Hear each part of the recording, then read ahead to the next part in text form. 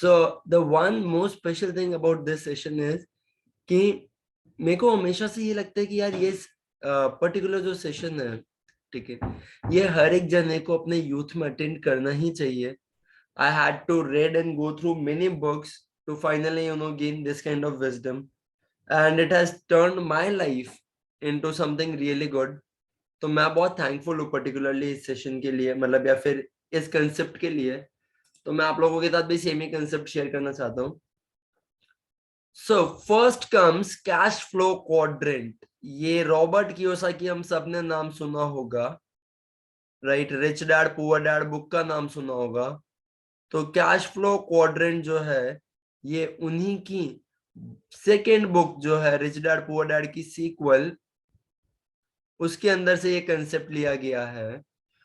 और ये कंसेप्ट के अंदर रॉबर्ट कियोसाकी ऑथर जो है वो ये बोलते हैं कि every person earns their money by these four sources. What are these four sources? E stands for employ, मतलब आप कहीं पे जॉब कर रहे हो, right? S stands for self business, small business, specialist, service, right? यहाँ पे स्पेशलिस्ट आ गया है जो सर्विस दे रहा है.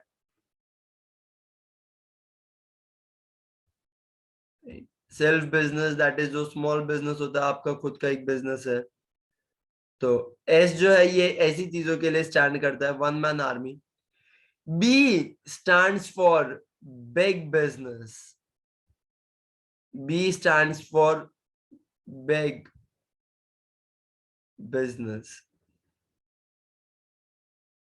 ये बिग बिजनेस का मतलब क्या है कि या तो आपका रेवेन्यू 100 करोड़ से ऊपर हो,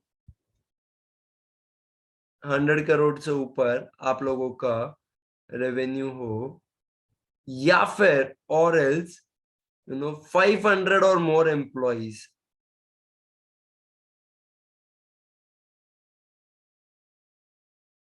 500 से ज्यादा लोग आपके लिए काम कर रहे हो. ये दो बहुत ही वीक पैरामीटर्स हैं, बट साइड बाय पैरामीटर्स हैं. And lastly the I, that is investor.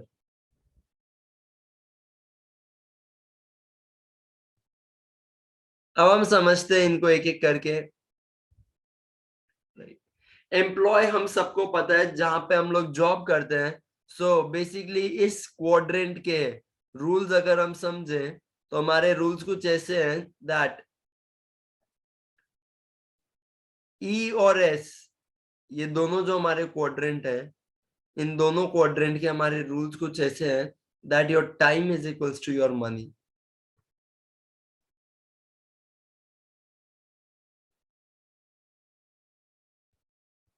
आपका टाइम जो है वो आपका मनी है.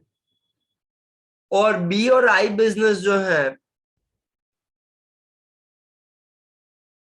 यहां पे आपकी मनी जो है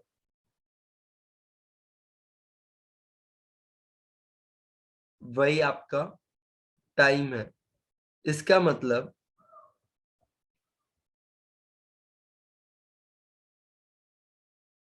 लेफ्ट हैंड साइड जो है ये ई और एस, आप लोगों को ऑफिस जाना ही पड़ेगा अगर पैसे चाहिए तो, राइट? लेकिन बी और आई के अंदर आपके पास इतने पैसे हैं कि आपके पास टाइम ही टाइम है. ऑफिस नहीं जाओगे तो भी चलेगा क्योंकि आपके पास पैसे बहुत है, तो आप वक्त गुजार सकते हो, राइट? तो ये बहुत ही शॉकिंग फैक्ट है. आई डोंट नो आप लोग कितना शॉक हो, लेकिन जब मैंने पहली बार सुना था मैं तो काफी ज्यादा शॉक हुआ था. ई और एस क्वाड्रेंट के अंदर पॉपुलेशन रहती है 90%.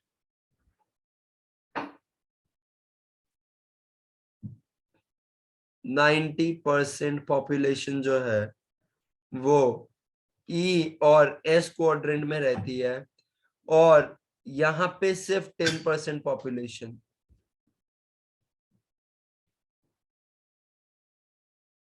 Only 10% population. But fun fact ये है कि ये 90% पॉपुलेशन के पास सिर्फ 10% वेल्थ है, और ये 10% पॉपुलेशन के पास 90% वेल्थ है।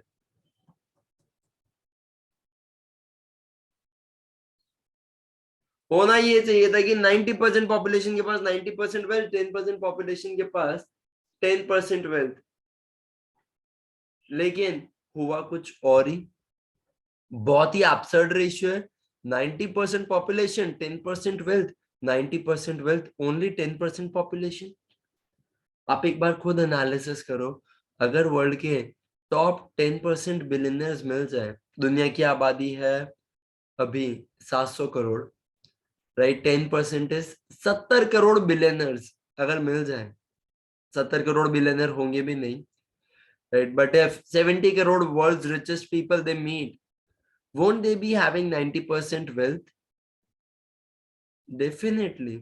जेफ बेजोस की अगर हम एक बार सिर्फ नेटवर्थ निकालें, इलॉन मस्क की नेटवर्थ निकालते हैं। Guys just give me 1 minute, I would be.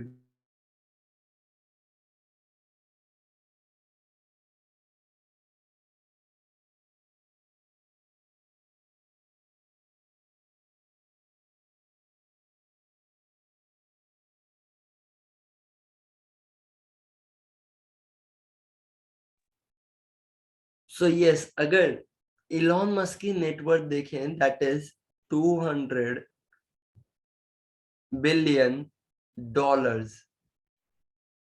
कोई बता सकता है 200 बिलियन डॉलर्स इंडियन रुपी में कितने होंगे?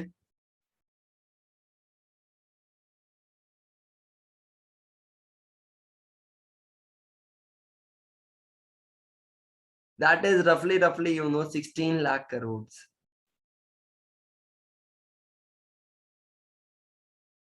हमारे यहाँ पे अगर कोई 16 करोड़ भी कमा लेता है ना, हम बहुत उसके गुणगान कर लेते हैं। He this person has lakhs, you know, he is lakh time more rich than 16 crore person. ये नेटवर्थ उसने एक ही जिंदगी में कमाया है। ऐसा भी नहीं है कि उसके जन्म जन्मों का हिसाब किताब जो है सब इसी जिंदगी में मिला हो। No, how is this possible? This is possible when you are earning your money from BNI quadrant. अब यहाँ पे मैं प्रॉब्लम क्या देखता हूँ, हम सबकी जर्नी पता है कैसे जानी चाहिए थी? आप सबसे पहले एम्प्लॉय बनो, एम्प्लॉय बन के काम सीखो, काम सीख के स्पेशलिस्ट बनो, स्पेशलिस्ट के अंदर फिर एक्सपांशन करके बड़ा बिजनेस करो, और उस बिजनेस से जो पैसे आए उनको आप लोग इन्वेस्ट करो। तो ये फ्लो जो है ऐसा जाना चाहिए था, लेकिन majority of the people, you know how they गो,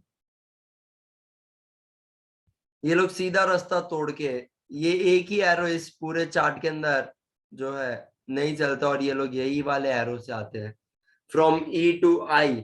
आज हर एक जना एम्प्लॉय है, इन्वेस्टर बनेगा, शेयर मार्केट की बिना नॉलेज के इन्वेस्ट करने लगेगा, एक झटका लगा एंड पूरे ऊपर नीचे हो गए हो आप, right. Share market is such A risky venture that way. अगर आप लोगों के पास पहली बात करोड़ रुपए नहीं है, तो आप शेयर मार्केट के अंदर कभी करोड़ कमाने के अंदर आपको बहुत साल लग जाएंगे, कभी फिनेंशियली फ्री नहीं हो पाओगे, right. At the same time, अगर आप बहुत छोटी छोटी सी अमाउंट डाल रहे हो शेयर मार्केट से, रिस्क तो नहीं हो पाओगे, लेकिन इमोशनल फ्लक्चुएशन गेम जो है ये बहुत बार खेलोगे। मार्केट ऊपर गया नीचे गया, आपकी धक धक धक धक चालू हो गई। सो ये एक टर्न ऐसा है जो हमें नहीं लेना है। पर हम क्या करें, हम लोगों को एम्प्लॉय के साथ हम लोग साइड बिजनेस चालू कर नहीं पाते हैं, because we are little bit lazy, right.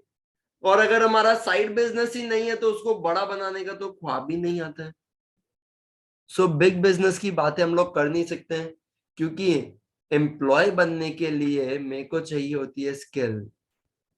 मेरी एक स्किल है जिसको मैं सेल कर रहा हूँ। इसके अंदर चाहिए स्किल के साथ साथ मेरे को विल, और स्किल और विल अगर एक बार मिले, राइट, तो फिर मेरे को चाहिए मैनेजमेंट। और मैनेजमेंट भी अगर मिल गया तो बिजनेस बड़ा हो गया। एक बार अगर मैनेजमेंट में मिल गया तो अब मेरे को चाहिए अच्छा नॉलेज इन्वेस्ट करने के लिए। तो अब पता है हम लोग बहुत बार उदास क्यों होते हैं when it comes to money matters. हम लोग होते हैं ई सेगमेंट के अंदर, नॉलेज एक्वायर करते हैं आई सेगमेंट का, और उसके लिए हमारे पास बी सेगमेंट का मैनेजमेंट नहीं है। We do not even know how to manage our own money, right. जो अभी बहुत छोटे लेवल पे फिर भी हम लोग मैनेज करने के अंदर बहुत बार आगे पीछे हो जाते हैं। और ये बी का मैनेजमेंट हम लोग इसके लिए नहीं सीख पाए क्योंकि हमारे पास एस का विल नहीं है।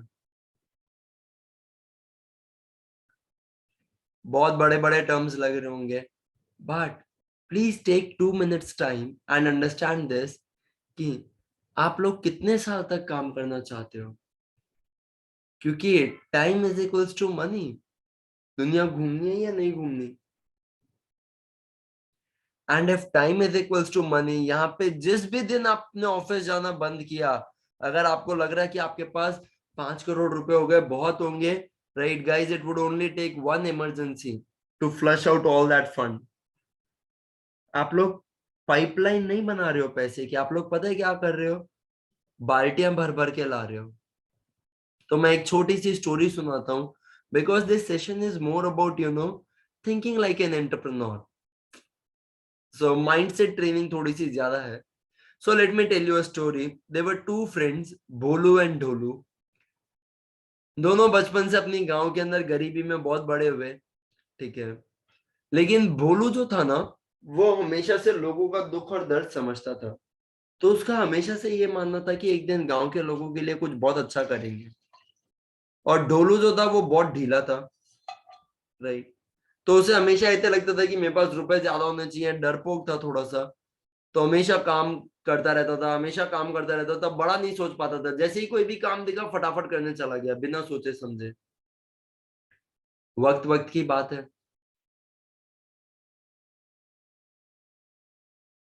दोनों बड़े हुए और दोनों बहुत मेहनती। लेकिन दोनों की मेहनत करने का तरीका बहुत अलग है।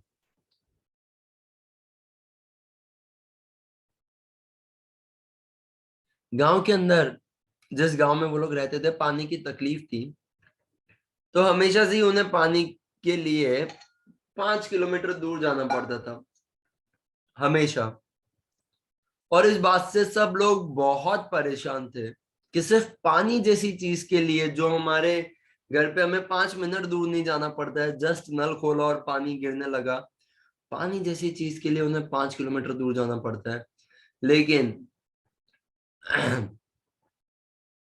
दोनों ने सोचा कि नहीं, हमें गांव वालों की मदद करनी है। यहाँ पे उन्हें बिजनेस की अपॉर्चुनिटी दिखी। उन्होंने सोचा प्रॉब्लम सॉल्व करते हैं। गांव की जो पंचायत थी, उन्होंने कॉन्ट्रैक्ट निकाला कि जो भी गांव की पानी की टंकी के अंदर पानी लाके भरेगा, उसको इतने रुपए मिलेंगे। टेंडर निकला, दोनों ने टेंडर भरा, राइट। सरकार बहुत चालू थी, पंचायत जो थी वो बहुत समझदार थी। उन्होंने सोचा कि एक वेंडर से बढ़िया है दोनों को ही टेंडर पास कर देते हैं, दोनों को ही काम करने देते हैं, क्योंकि दोनों का काम करने का तरीका बहुत अलग था।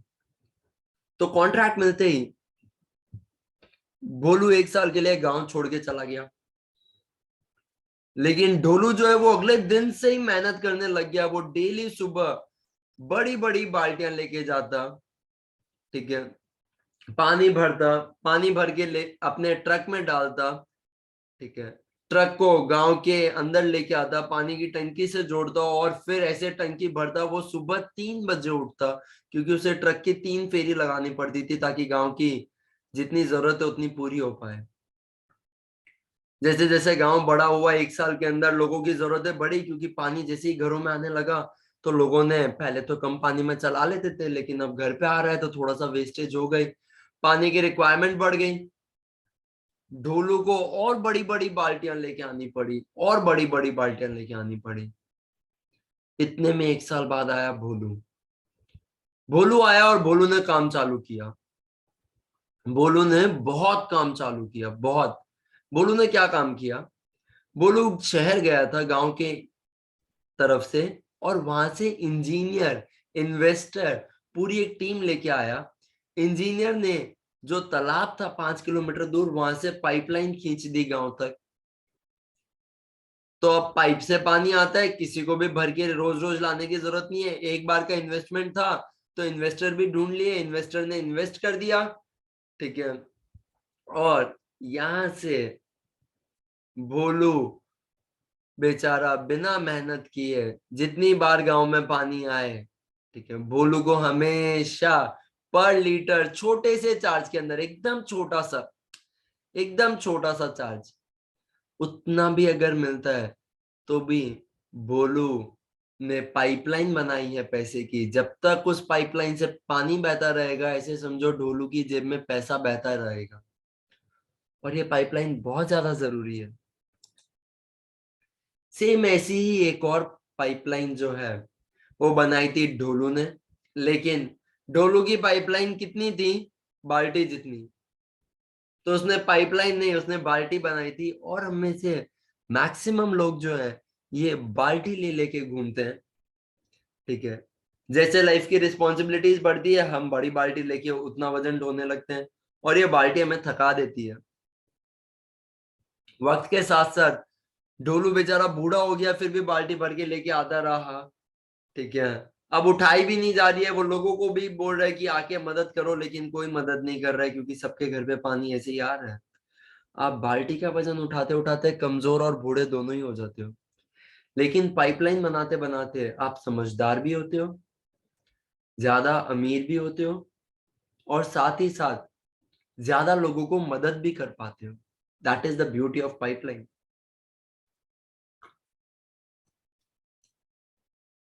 तो अब ये पाइपलाइन बनाई कैसी जाए? हम लोगों ने फर्स्ट हाफ सेशन में तो ये देखा, ईएसबीआई का पूरा फॉर्मेट, राइट।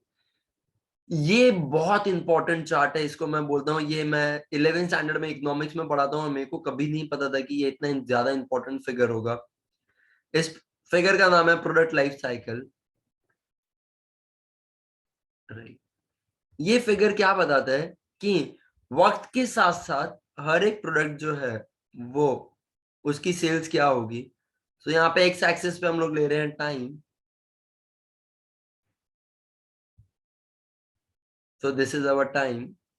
और ये वाई एक्सिस के ऊपर हमारी आ रही है सेल्स, मतलब वैल्यू, सेल्स वैल्यू। तो देखो, जब भी कोई स्टार्टअप आता है मार्केट के अंदर एकदम नया नया, तो उस स्टार्टअप के हम लोग लेवल्स देखते हैं, राइट। ये उस स्टार्टअप का होता है मोनोपोली।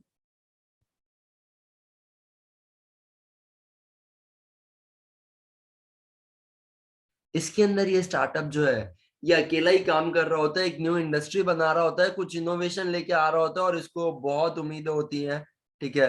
अभी तक लोगों को इससे उम्मीदें नहीं है, यहाँ पे सिर्फ उम्मीदें खुद को खुद से ही है, राइट। मेहनत की जा रही है। ये मोनोपोली फेज है। इसके अंदर सेल्स वैल्यू बहुत कम होती है, लेकिन कंपटीटर एक ही, आप अकेले। लेकिन कुछ 2-3 साल तक ये मोनोपोली गेम करने के बाद जब आप पैसे कमाने लगते हो,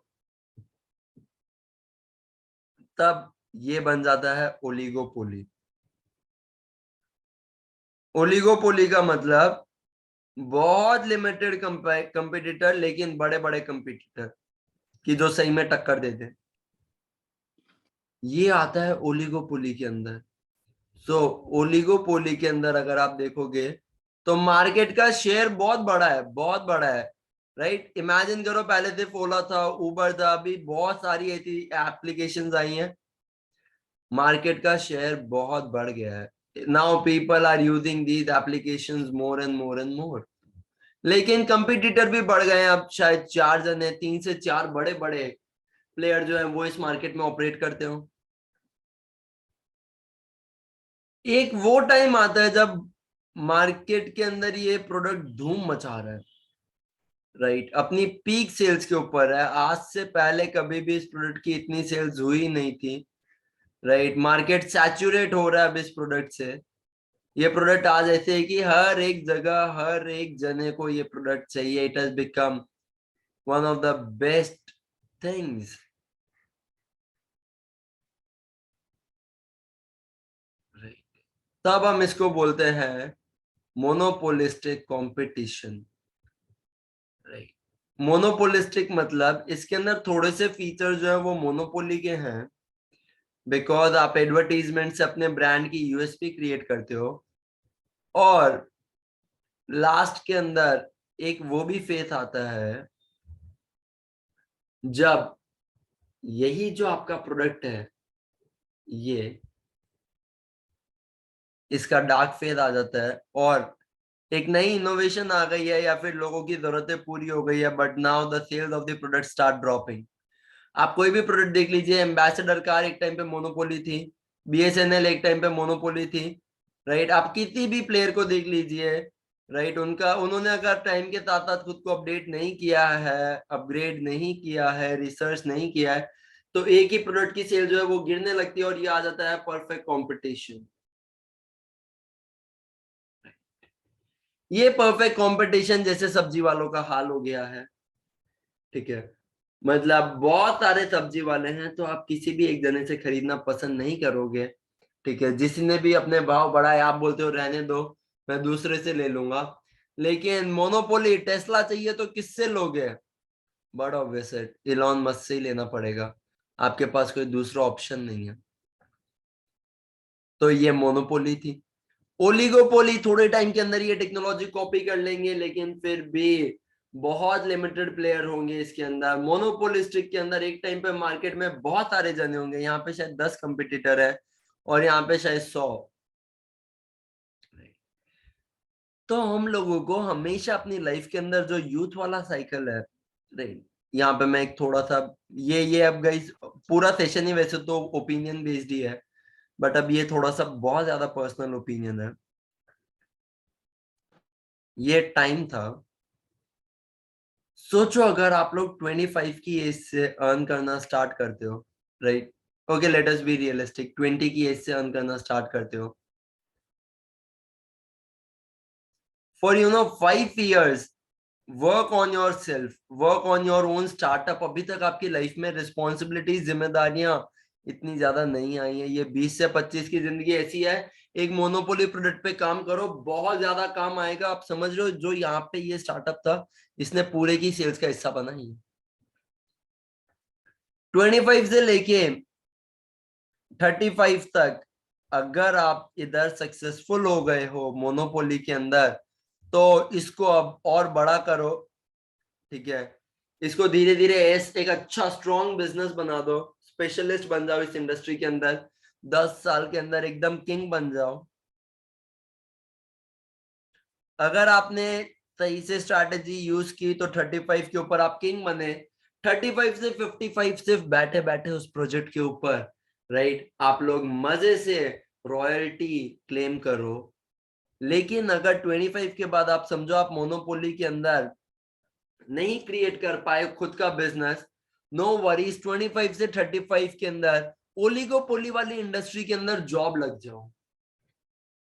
ओलिगोपोली कोई एक नया स्टार्टअप है जिसका मार्केट एस्टैब्लिश हो चुका है, फ्यू कंपिटिटर्स हैं, वहां पे जॉब लग जाओ। 10 साल अगर आपने ऐसी इंडस्ट्री में जॉब कर ली, सोचो फेसबुक के अंदर अगर किसी ने 10 साल पहले जॉब की होती और आज फेसबुक 2012 में, I remember I was in 12th standard, Facebook का क्या लेवल था। 2022 आज फेसबुक का क्या लेवल है। अगर किसी ने 10 साल पहले फेसबुक में जॉब ली होती, आज वो बहुत अच्छी पोजीशन पे होते, उनका फ्यूचर सिक्योर होता, उन्हें बेटर रिसोर्सेज मिलती। मतलब आप एक दुनिया बदलने वाली ओलिगोपोली के अंदर जॉब ले लो, 10 साल के बाद आप इतनी अच्छी पोजीशन पे होगे that you would be earning good money, और आप कुछ हद तक सेट रहोगे। तो ये जॉब के अंदर आप 35 के बाद थोड़े से फिर भी फ्री हो पाओगे, मनी वाइज बेटर हो पाओगे। लेकिन सोचो आपने 25 to 35 के अंदर, राइट, जॉब की, और अब फाइनली आपको ऐसा हो गया कि यार मेरे को जॉब में मजा नहीं आ रहा है। At 35 you can start your own business. आपने 10 साल जॉब का एक्सपीरियंस लिया है, मोनोपोलिस्टिक के अंदर जाके खुद का बिजनेस ओपन करो, आपको इंडस्ट्री के सारे स्टैंडर्ड्स पता है, you can do so much good.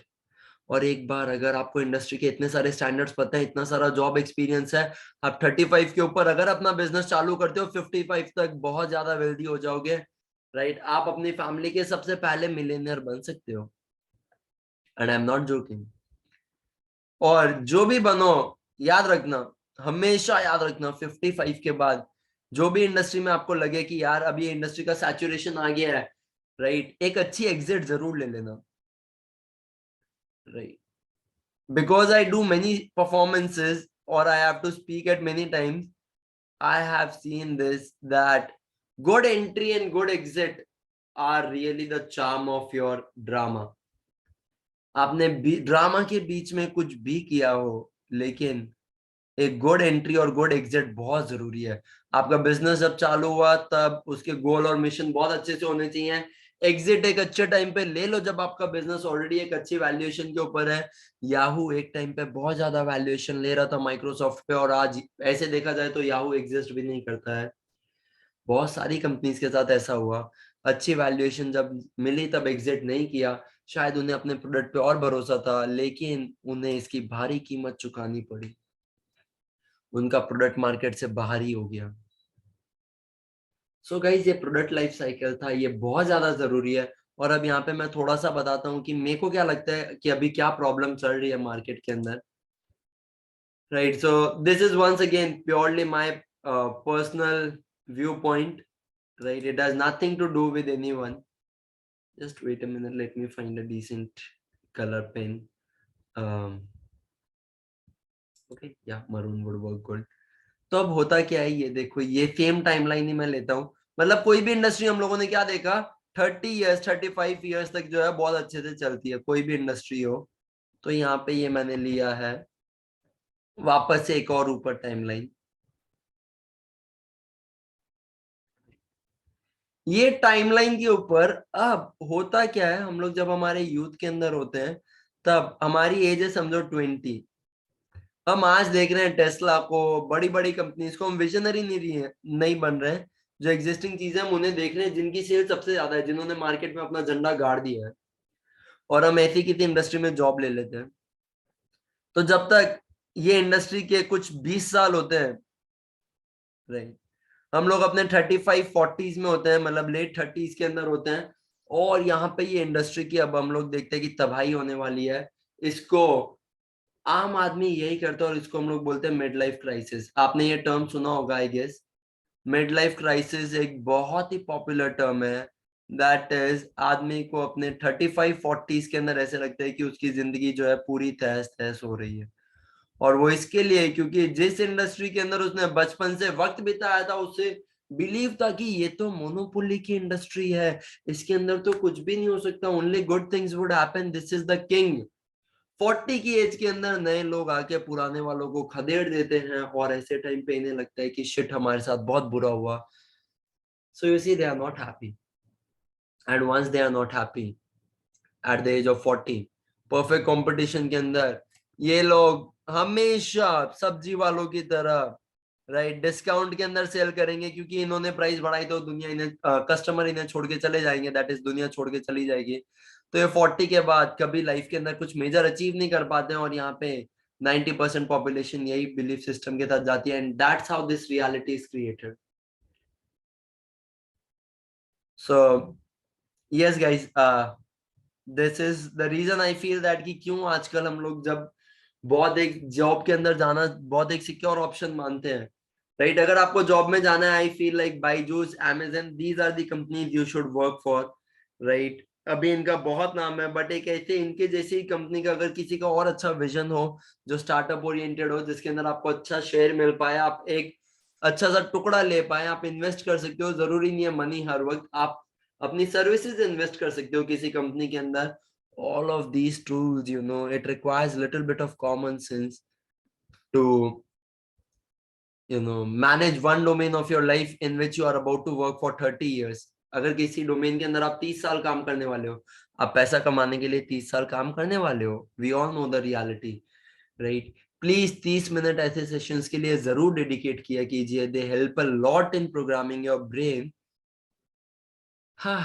So yes, मैं काफी कुछ बोल चुका सेशन के बारे में. गाइज, आप लोग ये बताओ, how was the session. I guess Asrar ने स्टार्टिंग से अटेंड किया है, तो सबसे पहले मैं असरार से फीडबैक लेता हूँ. So yes Asrar, how was the session. Hello Adi. So the session was great actually, and I'm quite a bit of fan of the Rich Dad Poor Dad. But I haven't read the sequel, so I would like you to share the name of the sequel, or I'll check it online. The second little thing is that the problems what you shared with us is pretty basic, and everyone is like doing that right now. Even my friends, when I'm doing a job right now. So I saw, okay, when cryptocurrency came, they were all very eager and they're making money out of it. But now when I ask them how was your day and how are you doing in life, so they are like, fuck up, dude, the cryptocurrency went down and all that, because they didn't take expertise in the blockchain and they didn't take the expertise in cryptocurrency. That's why they aren't making money out of it. If they had given their time and learned before investing their money and time, they would have been totally different. But that's the thing right now, what you have said it in, I haven't like uh i I didn't observe this thing in all of them, but right now when you said it out loud, I think that that's the problem with our youth. Wow, Asad, beautiful analysis, right? I'm happy that you are able to see this loop and save yourself from this. Best wishes to you, Asrar. Yes, next Thank let's you. just ask Yashwini. Yashwini भी starting से ही थी session के. यशविनी, कैसा लगा आपको session?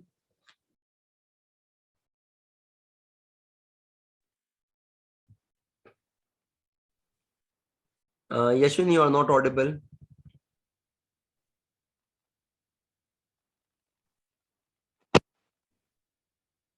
आवाज आ रही है? अब हाँ, अब आई.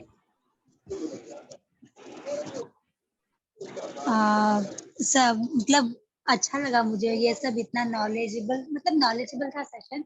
और अभी जैसे कि मैं भी अभी जॉब कर रही हूँ, मैंने भी अपने 20 से ही अपना अर्निंग स्टार्ट किया है. तो जैसे अभी आपने एक टेबल जो बताया, ग्राफ, तो बहुत सही लगा कि जो मोनोपोली है, मोनोलिथिक है, मतलब ये सब फॉलो किए तो बहुत सही से जाएगा. मतलब मनी भी और लाइफ भी बहुत अच्छे से एडजस्ट हो जाएगी. मुझे बहुत सही लगा. क्या बात है, wow, thank thank you. You. Thank you. Yes, मार्गी.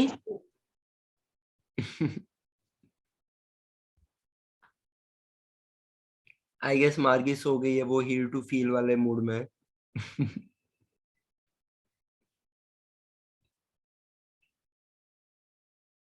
सही में ही सो गई है. ओहो.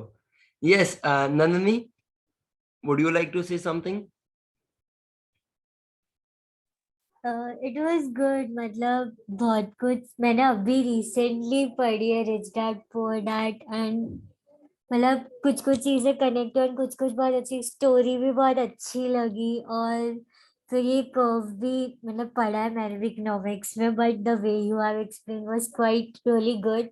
और मतलब जो आपने स्टार्टिंग में बोला था कि 5 years मतलब 20 to 25 वाली एज, मतलब जिस तरह responsibilities and all come होती है, where we can focus on oneself, तो वो part भी it was really good कि मेरे को ऐसा लगता है मेरे पास वो टाइम genuinely है कि where I can focus on myself.